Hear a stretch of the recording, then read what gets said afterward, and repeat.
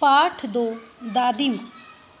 शिव प्रसाद सिंह ने जैसे ही बताया कि उसकी दादी माँ बहुत ही दयालु व करुणामयी थी। वह लोगों को पैसा दे देती थी और अपनी बेटी के समान ही पूरे गांव की बेटी को मानती थी। जैसा कि रामी की चाची ने उसको कर्ज वापस नहीं किया, फिर भी दादी ने उसका कर्ज माफ़ भी किया और उसकी बेटी के विवाह में और पैसा भी दिया। तभी कुछ दिनों में किशन के विवाह की बात चली। किशन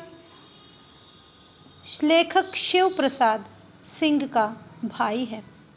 विवाह के 4-5 दिन पहले से ही औरतें रात रात भर गीत गाती हैं। विवाह की रात को नाटक भी करती हैं। यह प्राय एक ही कथा हुआ करती थी और उसमें विवाह से लेकर पुत्र के उत्पन्न होने तक के सभी दृश्य दिखाए जाते थे और सभी रोल अदा कौन करती थी? औरतें ही करती थी। मैं बीमार होने के कारण बारात में नहीं जा सका। मेरा मामा का बेटा राघव भी बरामदे में ही सोया रहा। वह भी बारात में नहीं पहुंच पाया। जैसे ही बारात जा चुकी थी वह तब सोकर उठा। औरतों ने उस पर आपत्ति की, उंगली उठाई। दादी माँ बिगड़ी, लड़के से क्या पर्दा है, यह तो छोटा बालक है। लड़के और ब्रह्मा का मन एक सा होता है, औरतों ने कहा। मुझे भी पास ही की एक चारपाई पर चादर ओढ़ाकर दादी माँ ने चुपके से सुला दिया था। बड़ी हंसी आ रही थी मुझे। कहीं जोर से हंस दिया तो सारा भेद खुल जाएगा और लेखक शिव प्रसाद सिंह को घर से बाहर निकाल दिया जाएगा। पर भाभी की बातों पर लेखक की हंसी न रुक सकी और उसका भांडा फूट गया। देबू की माँ ने चादर खींच ली। कहो दादी, यह कौन बच्चा सोया है? बेचारा रोता है, शायद दूध पिला दूँ। वह उससे हंसी मजाक में हाथापाई करने लगी। तभी दादी माँ ने देबू की माँ को डांटा। मैं वहाँ से जोर से भागा और दादी माँ के पास खड़ा हो गया। किसी प्रकार का भी अगर मैं कोई अपराध कर देता था या गलती कर देता था तो दादी माँ मुझे छुड़ा देती थी। स्नेह और ममता की मूर्ति दादी माँ की एक एक बात आज कैसी कैसी लेखक को प्रतीत होती हैं। लेकिन परिस्थितियों का वात्या चक्र मैंने वायु चक्र जीवन को सूखे पत्ते सा कैसा न चाहता है। इसका अर्थ है कि जब व्यक्ति पर मुसीबत आती है तो वह जिस प्रकार सूखा पत्ता खिलता है उसी प्रकार से मनुष्य का जीवन भी पूरी तरह से डावाडोल हो जाता है। और दादी माँ इन सब परिस्थितियों में से निकली होने के कारण अच्छी प्रकार से जानती है। दादाजी ने उन्हें जो धोखा दिया था वे सदा उन्हें आगे भेजकर अपने पीछे जाने की झूठी बात कहा करते थे। दादाजी की मृत्यु के बाद मुंह में राम बगल में छुरी वाले दोस्तों की शुभ चिंता की स्थिति ने हमारे घर की स्थिति को और भी भयंकर बना दिया। दादा के श्राद्ध में दादी माँ के मना करने पर भी लेखक के पिताजी ने बहुत अधिक धन संपत्ति खर्च कर दी और घर की आर्थिक स्थिति खराब हो गई। दादी माँ अब बहुत उदास रहने लगी। माघ महीने के दिन थे। कड़ाके का जाड़ा पड़ रहा था। पछुआ का सन्नाटा यानी पश्चिमी हवा का सन्नाटा और पाले की ठंडी ठंडी शीत लहर हड्डियों में घुस जाती थी। शाम को मैंने देखा दादी माँ गीली धोती पहने कोने वाले घर में एक संदूक पर दिया जलाकर हाथ जोड़कर बैठी थी।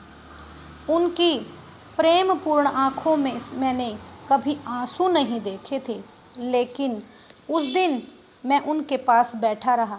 जैसे ही उन्होंने आंखें खोली, दादी माँ, मैंने धीरे से कहा, क्या है, तू यहाँ क्यों बैठा है? दादी माँ ने मुझे डांटा। दादी माँ, एक बात पूछूं, बताओगी? तो दादी माँ ने उसकी तरफ देखा। लेखक ने कहा, तुम क्यों रो रही हो? दादी माँ मुस्कुराकर बोली, अरे पागल, तूने अभी तक खाना नहीं खाया। चल चल, धोती तो बदल लो। दादी माँ, मैंने कहा। मुझे सर्दी गर्मी नहीं लगती बेटा। वे मुझे रसोई की तरफ खींच कर ले गई। सुबह मैंने देखा, चारपाई पर बैठे हुए मेरे पिताजी और किशन भैया मन मारे कुछ सोच रहे हैं। दूसरा कोई उपाय ही क्या है? बाबू बोले, रुपया देता कोई नहीं, कितने के पीछे पिछले पैसे भी बाकी हैं। वे रोने रोने से हो गए। रोता क्यों है? दादी माँ ने कहा और उनके माथे को सहलाते हुए कहा, मैं अभी जिंदा हूँ। उन्होंने अपनी संदूक खोलकर एक चमकती सी चीज़ निकाली और उन कंगनों को मेरे पिताजी को दे दिया।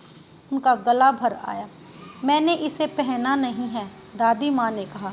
मैंने इसे संभाल कर रखा है क्योंकि यह वंश की निशानी है। उन्होंने आंसू पूछकर कहा, पुराने लोग आगा पीछा सब सोच लेते थे बेटा। सचमुच मुझे दादी माँ एक शाप भ्रष्ट देवी सी लगी। धुंधली छाया में वह न जाने कहाँ चली गई। मैंने देखा, दिन काफ़ी चढ़ गया है। पास के ही खजूर के पेड़ से उड़कर एक कौवा अपनी घिनौनी काली पंखें फैलाकर मेरी खिड़की पर बैठ गया। हाथ में अब भी किशन भैया का पत्र कांप रहा था। काली चींटियों सी कतारें धूमिल हो रही थी। जिस प्रकार काली चींटियाँ एक पंक्ति बनाकर चलती रहती हैं, उसी प्रकार से सारी तस्वीरें लेखक के सामने धूमिल सी होने लगी। आँखों पर विश्वास नहीं हो रहा था। मन बार बार पूछ रहा था लेखक से कि क्या सचमुच दादी माँ नहीं रही। ये सब बातें सोचकर लेखक बहुत परेशान हुआ और अपनी दादी माँ की स्मृति में खोया रहा। इस प्रकार दादी माँ के बारे में लेखक शिव प्रसाद सिंह ने बहुत ही सुंदर वर्णन किया है। अब लेखक ने जो अपने बचपन से लेकर और बड़े होने तक की दादी माँ के साथ जितना भी जीवन व्यतीत किया था, वे सब यादें संजोकर इस पाठ में उन्होंने चित्रित किया है। बहुत ही मनोहारी वर्णन किया है। और लेखक ने अपने घर की आर्थिक स्थिति यानी धन संबंधी स्थिति उनकी कैसे खराब हो गई थी, यह भी बखूबी बताया है। इस प्रकार दादी माँ के स्वभाव का वह पक्ष हमें सबसे अच्छा लगा क्योंकि वह करुणा और ममता की मूर्ति थी। वह ऊपर से नारियल की तरह कठोर और अंदर से बहुत ही खुले दिल की और करुणामयी हृदय वाली थी।